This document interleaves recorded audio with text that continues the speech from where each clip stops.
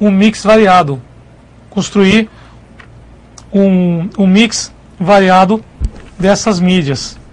Então, aí, vamos soltar aí, Tati, para os polos, as duas, essa aqui deve ser um pouquinho mais difícil, né? As duas opções e ver se a gente tem alguma resposta. O Polo Recife já respondeu a primeira opção. Que bom. Que bom que respondeu bem rápido.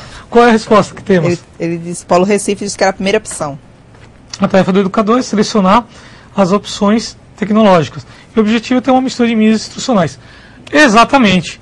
Correto. Então, vocês viram que vocês pegaram tarefa do educador, selecionar. Então, eu vim para cá, para o quesito, tarefa do educador é selecionar as opções tecnológicas, que a gente usou justamente no texto anterior, as opções tecnológicas. Exatamente. Certo? E aí depois nós vimos o objetivo, que é ter uma mistura de mídias. Exatamente. Então, sem estresse, sem mistério, a gente conseguiu resolver mais um texto, né, sem conhecer profundamente o inglês, sem falar fluentemente, tá? Apenas com meia dúzia de palavras-chave, nós conseguimos aí responder mais um quesito. Exatamente. Aí nós vamos dar sequência para uma segunda técnica, tá? Uma segunda técnica utilizada para leitura, que seria o scanning, que aí a gente lembra de scan, ou scanner, né? Todo mundo tem scanner. Hoje em dia, nós compramos aquelas impressoras que é multifuncional, né? Então, além de imprimir, ela também escaneia, né? Vira até um verbo, escanear vira até um verbo. Então, scan, em inglês, significa examinar, sondar, explorar. Nessa técnica, você irá procurar por detalhes e ideias objetivas. Por isso, iremos ver alguns itens gramaticais, pois é importante que você utilize todo o seu conhecimento da língua inglesa. Então, veja bem, essa técnica ela já é diferente. O scanning já é diferente do skimming. Por quê? Qual é a diferença básica? Qual é a diferença principal entre as duas? Bem, na primeira, eu dou só uma lida superficial, certo? Então, na primeira, eu vou ter só uma lida panorâmica, não vou me deter a detalhes, não vou me preocupar com palavras que eu não conheço, certo? Eu vou apenas procurar o quê? Ver alguma palavra que eu conheça, alguma sentença que eu conheça. Nesse caso, eu posso utilizar aquele conhecimento de tentar ver se eu conheço aquelas palavras que estão entre aspas, são informações importantes. Eu posso tentar utilizar também as palavras que devem estar em negrito. Se tiver alguma palavra em negrito, eu já sei que aquela palavra é importante para o texto. Palavras repetidas, né? Então, quer dizer, eu tô lendo, aí eu vi, opções tecnológicas. Aí depois eu vejo no segundo parágrafo, opções tecnológicas de novo. Aí eu vou ver 3, 4, 5 vezes repetida. Então eu já sei que aquelas opções tecnológicas têm um significado importante no texto. Ou ensino à distância. Enfim. Qualquer palavra repetida, qualquer palavra entre aspas, qualquer palavra em negrito, palavras em itálico, tem uma importância menor, mas elas são importantes para o texto. Então eu tenho, de repente, aí alguma lá em itálico. Ou sublinhadas, né? Eu posso ter alguma coisa underlined, né? Com aquela listinha embaixo. Então, digamos que eu tenho alguma coisa desse tipo, eu vou apenas buscar essas palavras e fazer, conectar, ver o significado, ver o sentido, e a partir daí eu vou criar a ideia principal do texto. E a partir daí eu entendo o texto. Então isso aí é a primeira técnica que nós vimos. Agora nós temos a segunda. A segunda já não, já é mais detalhada, já é mais minuciosa. Então nessa técnica, digamos que eu tentei utilizar a primeira técnica, o texto é muito grande, eu não entendi, eu não consegui. O que eu vou fazer? Primeira coisa, antes de utilizar essa técnica, eu vou ver o corpo do texto. o texto é pequeno, como esses aqui que a gente está trabalhando, beleza, sem mistério. Eu uso essas técnicas de uma maneira bem simples, certo?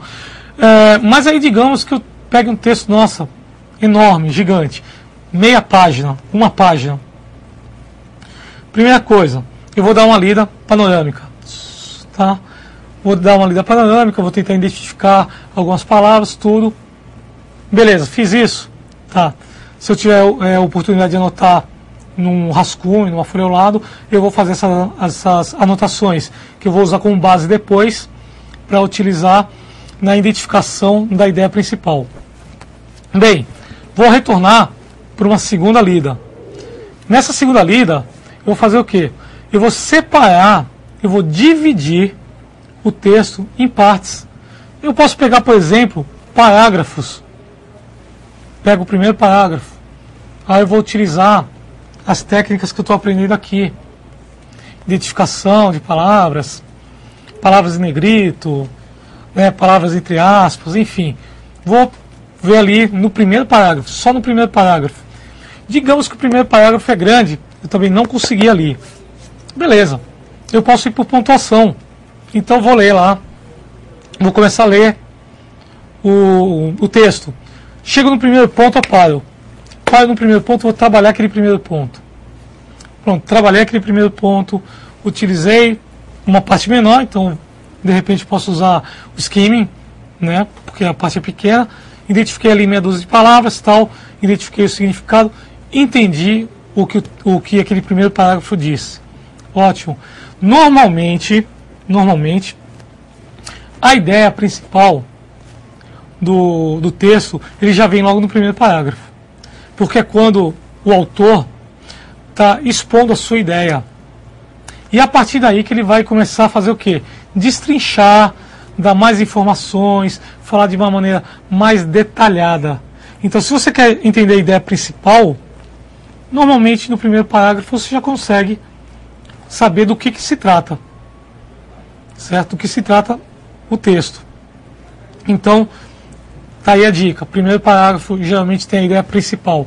Depois ele está dando o desenvolvimento do trabalho. Ele vai começar a explicar a sua teoria, a sua tese, o porquê das coisas, informações técnicas, enfim, dependendo da área. Nesse segundo, eu já vou ter que examinar detalhadamente. Vou precisar do quê? De algumas noções de gramática. Então, o que acontece? Eu vou passar para vocês aqui, basicamente, uma pequena introdução da gramática. Durante as aulas, eu já estou dando algumas dicas, como, por exemplo, o apóstrofe S, possessivo, né? LY, sufixo, mente. Então, eu sempre estou dando algumas dicas. É importante que vocês, nas aulas, sempre tomem nota. Tem um caderno, uma caneta e tomem nota. Se não tiverem, não tem problema. As aulas são gravadas, fica disponível no YouTube, ficam disponíveis também no ambiente virtual. Os nossos slides também estão disponíveis no ambiente virtual.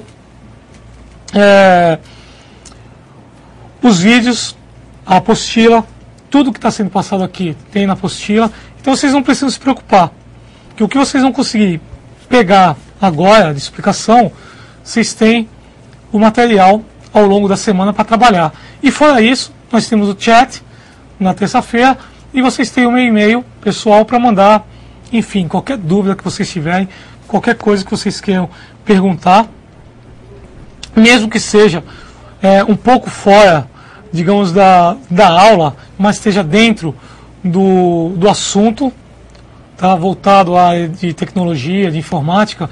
Então, me mandem perguntas e tudo. Então vamos voltar aí para essa técnica aí e vamos ver o que a gente consegue desenrolar no texto. Vamos lá, Billy, para o próximo slide. Então tem lá um novo texto. Teaching and learning distance and demanding is demanding. However, learning will be more meaningful and deeper for distance students. If students and there, aí eu já tenho o quê? Eu tenho uma palavra em negrito. Ok, eu já tenho esse there. palavra em negrito. Instructor, share responsibility for developing learning goals. Actively interacting with class members, promoting reflection on experience, relating new information to examples that make sense to learners.